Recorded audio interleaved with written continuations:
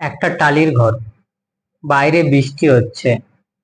একটি ছেলে ঘরে বসে আছে আর দেখছে যে বৃষ্টির পানি ভেতরে একটু একটু করে পড়ছে।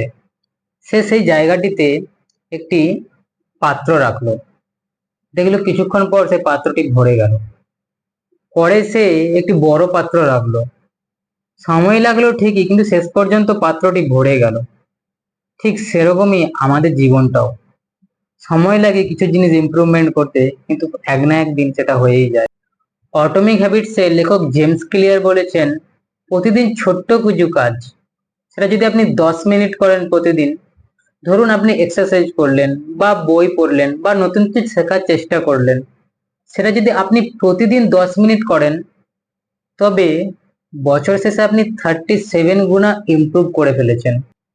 রোজ শুধুমাত্র 1% ইমপ্রুভমেন্ট ইজ নট নোটিসেবল, কিন্তু দীর্ঘ সময় ধরে যদি আপনি এটা করেন, তাহলে এটা আপনার জীবন অনেকটাই বদলে দেবে।